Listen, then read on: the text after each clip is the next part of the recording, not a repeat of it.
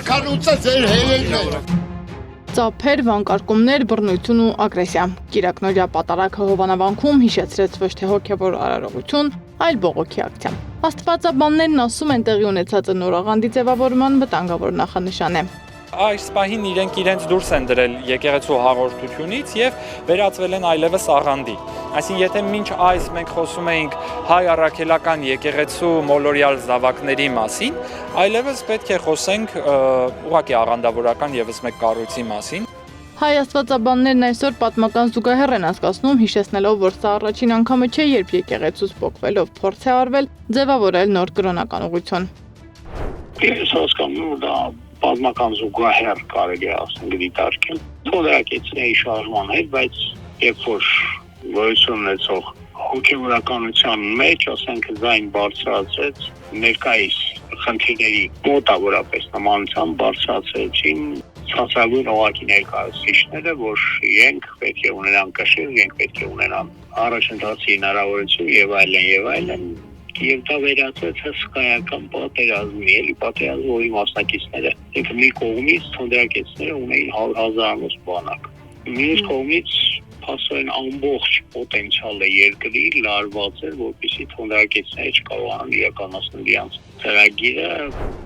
Թոնդրակյան աղանդավորական շարժումը ձգտում էր վերացնել բարձրաստիճան հոգևորականությանը, նաև պարզեցնել եկեղեցական ծեսերը։ Ըստ այդ շարժման մարդն ունի մեկ երկրային կյանք, ուստի երկրային արքայությունը պետք է կառուցել երկրի վրա, կարճ ասած, որտեղ հաց, այնտեղ կաց։ Խաչն ու եկեղեցին մերժելով նրանք իրենց պայքարը անվանում էին ազատագրական։ Աստվածաբան Նիկողոս Հովհաննիսյանն ուղիղ նմանություն է տեսնում վերջերս արված հայտարարություններում։ Օրինակ, երբ որ մենք մայիսի 27-ին, որքան հիշում եմ, այս տարվա մայիսի 27-ին Փաշազադեն արեց հայտարարություն եւ անմիջապես մայիսի 28-ին եղավ եկեղեցին Չուլաններ արտահայտություն։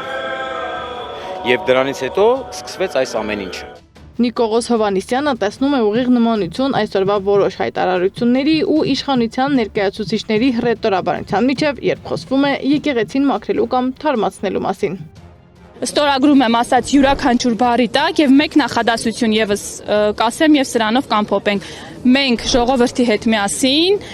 չքաղաքականացնելով այս ամեն ինչը վեհարանը վերադարձնելու ենք վեհին։ Պատմությունն արդեն մի անգամ տեսել է այս սցենարը։ Թոնդրակյանները կարողացել էին նույնիսկ կարգալույծ անել բարձրաստիճան հոգևորականներին եւ արգելել եկեղեցական ծեսերը։ Բայց նրանց շարժումը երկար չտևեց, կաթողիկոս Սարգիս Ան նրանց հալածեց ու վտարեց երկրից։ Աստվածաբաններն ասում են, նմանատիպ փորձերը միշտ ավարտվել են նույն կերպ։ Եկեղեցուց փոխված շարժումները կործանվել են, բախվելով հավատքի հազարամյա հիմքերին։ Սեդա Մակարյան, Նոնա Գևորգյան, ABC Media։ Բաժանորդագրվեք YouTube-ի մեր ալիքին, հետևեք մեզ Facebook-ում, Instagram-ում, Telegram-ում, WhatsApp-ում եւ TikTok-ում կամ այցելեք պաշտոնական մեր կայքի 3w abcmedia.am։